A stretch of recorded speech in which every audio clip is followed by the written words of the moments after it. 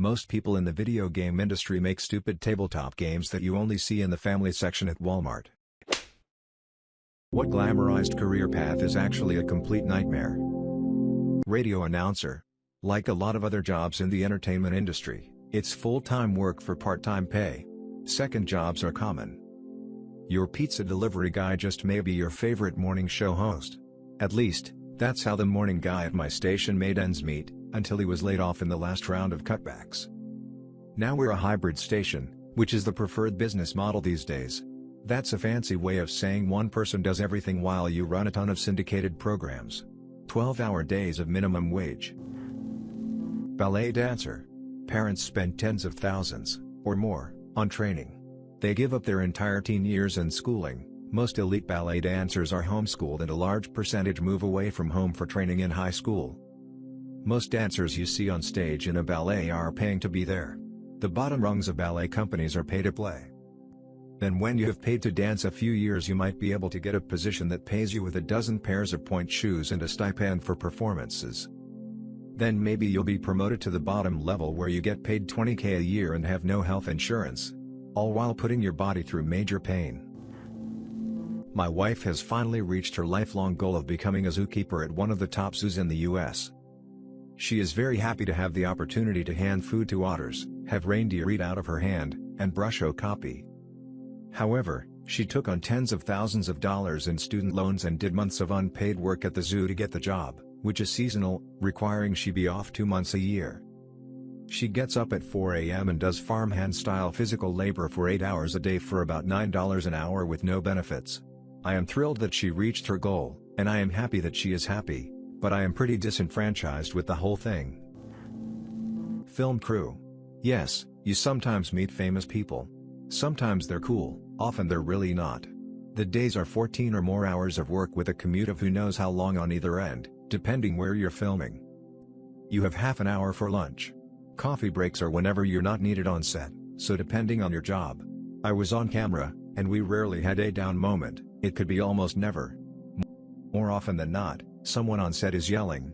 People lose their minds over making really bad entertainment. You start to work by 7 a.m. on Monday, and by Friday you're coming in at 4 p.m. and leaving when the sun comes up on Saturday. There are no paid holidays, no paid sick days, no paid vacation. If you don't work enough qualifying hours, the union kicks your health care. And this is if you're in a union. Non-union, much worse. Harvey Weinsteining is through the roof, but the kids who get it the worst are afraid to say anything or they'll lose their jobs. I have been told some real horror stories about famous actors, some of whom I still haven't seen get outed by the Me Too movement. And I'm not talking word of mouth, second-hand stories. I'm talking about young women who whisper to each other what shows to avoid and make them swear to never use their name because if they want to work in this industry, they can't be known as a troublemaker. I watched so many co-workers fall into addictions, lose family, miss their children's lives, over the dumbest TV shows in the world. If you go union, the money can be good, but it's not worth it. It's just not worth it. Veterinarian. Insanely competitive schooling that cripples you with debt, with a depressing debt-income ratio after graduation. Most of your patients don't like you, and most of the owners think you're getting rich upselling them unnecessary services.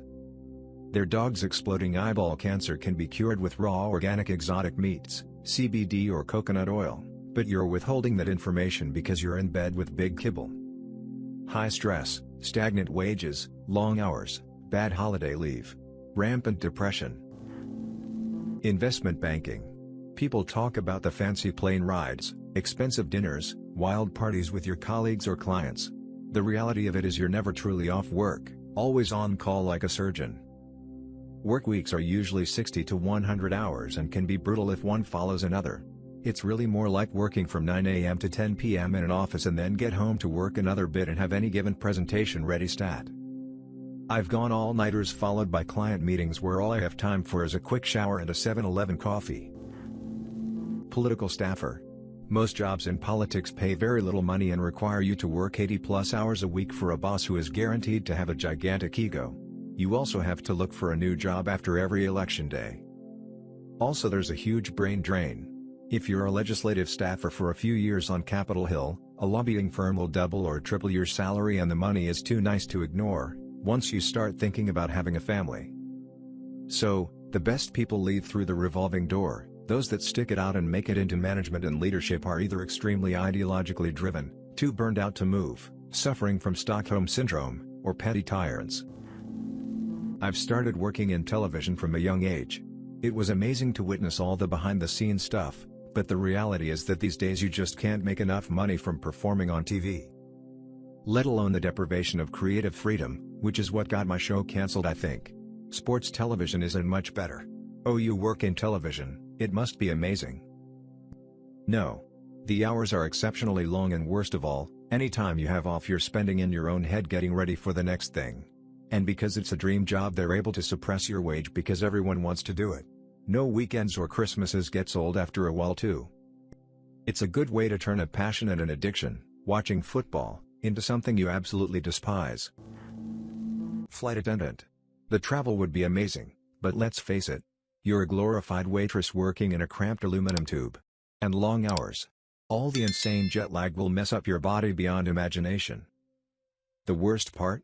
In other customer service jobs, the problem customers eventually leave, either of their own volition or by being so over the top they get kicked out. Flight attendants are stuck with the jerks. On top of that, people are generally already in a bad mood to begin with. People get so irrational when it comes to air travel. I've seen attendants get yelled at because the runway was crowded and takeoff got delayed. Like that's somehow their fault. Graphic design. The whole "we're looking for a passionate, creative blah blah designer blah blah" thing is just an advertisement, especially if you're looking for a job at an advertising company. The non-graphic designers only care about the image of the company and their exposure, awards and BS, while making graphic designers work for more hours than what was agreed, not paying them enough, and generally the whole passionate and creative criteria is a bait. You might start as a passionate and a creative human, but you'll end up a wreck eventually. The video game industry. A lot of kids and teens wanted it so bad because I grew up playing games blah blah blah, they take me to another world blah blah blah.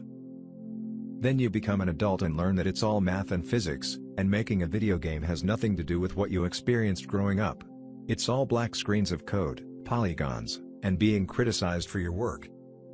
What's worse, if you make games you probably never have the time to play them anymore. The gaming industry is notorious for implementing 60 to 80-hour work weeks. Even worse, depending on what company you work for, you may never have stable work. You finish a project and then the company tells you we don't have another project for your particular skill set. Then you gotta look for more work. And if all that wasn't bad enough, you'll probably never work on a game you want to work on. All those big, fancy games and indie darling on Steam are a very small fraction of what exists. Barbie's Horse Adventure? Those people got degrees and were inspired by the same games as you. Crappy Candy Crush knockoffs? Same degree and inspiration. Stupid tabletop games that you only see in the families section at Walmart? Those also utilize game designers and programmers. Don't get into video games because you like video games. Get into video games because you're passionate about math and science. Scuba dive instructor. I did it for 3 years. I can't begin to tell you how many times people wish they had my job. A decent portion of the job was selling. I hate forcing people to buy things, but I had to have a certain percentage of people buy a mask, at least. The mask was about 25% of the cost of an open water course. Chances are they'd never use it again. Dive shop politics are insane. I worked 6.5 days a week for 90% of the year. If I turned down a course, I wouldn't be given another until there were no other instructors available. If there were no courses going on, I still had to be in the shop in case someone came in. During slow times there would be 7 or 8 instructors hanging around doing nothing. We all lived less than 5 minutes away. My dive shop would only hire people who were attractive enough. They'd also refuse to hire people who had trained at certain other dive schools in the area. The owners would go out of their way to be charming to the customers and then take the piss out of them as soon as they were out the door.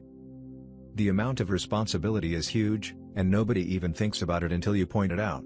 You're taking 4 people into a dangerous environment and have to bring them back in the same state they went into it in. If something goes wrong you can lose your license or go to jail. Where I was working, these were pretty exclusively early to mid-20-year-olds. Not only that, but if someone you trained has an incident at a later date, you can also be investigated and possibly prosecuted. I was diving in 30°, 86°F, water. I constantly had an infection.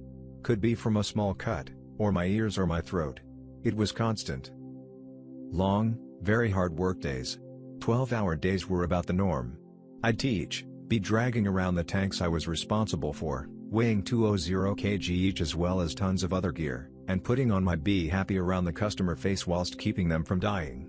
It's like a combo of retail and warehouse work. It also diluted my love of diving. Even when diving with professionals now, I have a hard time not constantly being on alert, waiting for someone to do something stupid, rather than enjoying the dive. Pay is bad. It's an amazing job, but it turned my hair gray by 25. Farming on a large scale.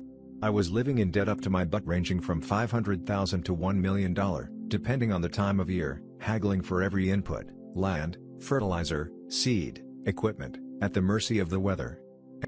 And got to watch the commodity markets kick me in the nuts every business day.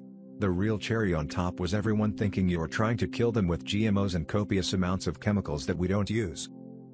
Not to mention farms are passed down through generations, so you've got a bunch of dead and living ancestors watching your every move.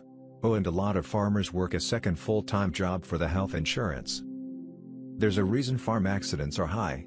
There's a million young rural FFA kids that would give their left leg for a chance to farm. For all of you smart kids with advanced degrees from top 50 colleges, don't go into consulting. You can do better.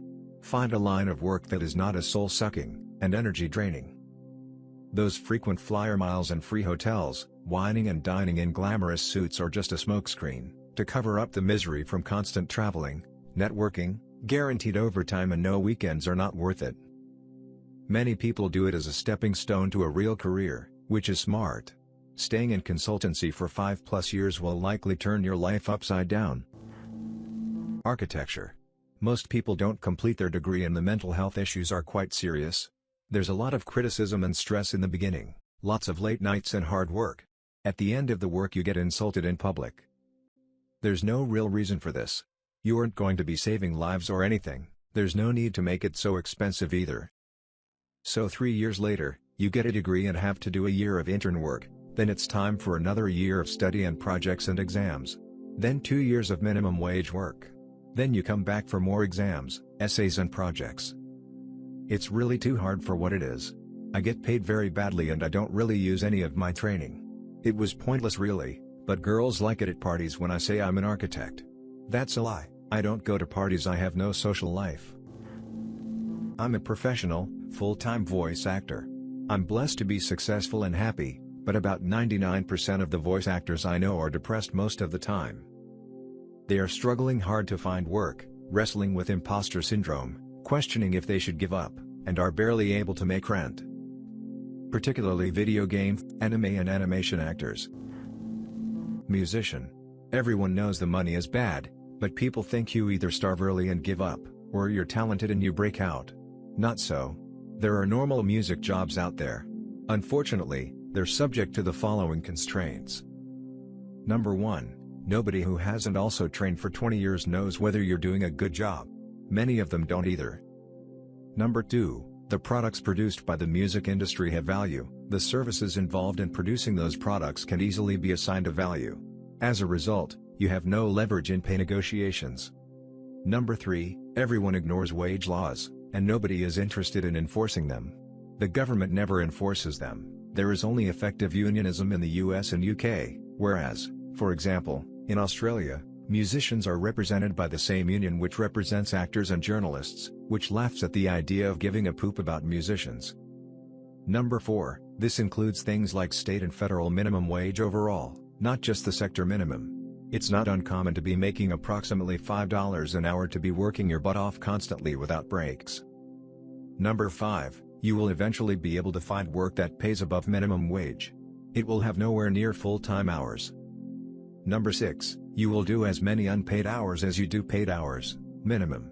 Sometimes you will do twice as many. Academia in general is a garbage fire career path. Namely because it's so competitive that a lot of people burn out and become shells of human beings just from the stress and pressure of grad school and the job market. A lot of people put pressure on themselves to end up in a top-tier university when that just isn't in the cards for everyone. So many people end up broken. I just say that for anyone considering academia after a PhD, be ready to give a lot and get very little in return. I'm one of the lucky ones and have an absolute dream job, for me, at a middle-level university, not a Ivy or even R1, but public and stable. When I accepted the position, I literally had friends offering me condolences that I hadn't gone to a more competitive place, and I was like, thanks, but I really don't want to spend all of my energy on other people's perceptions of my importance. Sure, I don't get paid a lot, but they also gave my wife a tenure-track job, my kid never wonders where his next meal is coming from, and my colleagues are, for the most part, decent human beings and not just grandhounds. Anything you're passionate about. Business takes the heart out of it, the amount of other passionate people makes it a crabs-in-a-barrel situation. And the thing that used to be a dream escape is now a nightmare you're caged into. Don't make your passion the thing you rely on to make money. Once I figured that out, I started getting jobs that were passion adjacent. Just close enough that the job is enjoyable but far enough away that when I sit down before and after work to spend time with it that it still feels special. Being a YouTuber.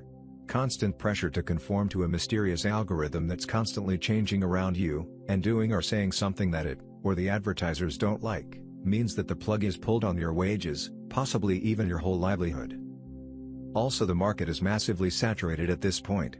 So finding something unique and interesting will be more difficult than ever. I've seen a lot of long-term YouTubers struggle with the job mentally. The stress of fan feedback. The stress of actually thinking up ideas that people will want to watch. The stress of putting it together, in particular editing your own voice and face, quickly becomes tedious. The stress of not knowing how long this will last and knowing one bad move could ruin it. I am the official photographer at a famous beauty pageant and it's not as glamorous as it looks. The girls barely sleep, you can always see them worn out and wearing eye bag patches at rehearsals. At the photo shoots I'm always a hot mess, I sweat. I get dirty because I have to drag around lying on the floor, I run here and there, and on finals night it's a complete chaos. People running around, dressing rooms with clothes all over the place, makeup stains and so on. I know this is sort of the opposite of what was asked, but I've found my best jobs have been the most unglamorous. Spent a few years as a pest and wildlife tech and love the freedom, currently an aerial rigger who gets up high to make cell phones work. Both are bad jobs, but I found them both so rewarding. Thanks for listening to Radio TTS. Hit the subscribe button and activate the notification bell for more videos. Click the right box for the Radio TTS playlist and let us know what the next video should be about.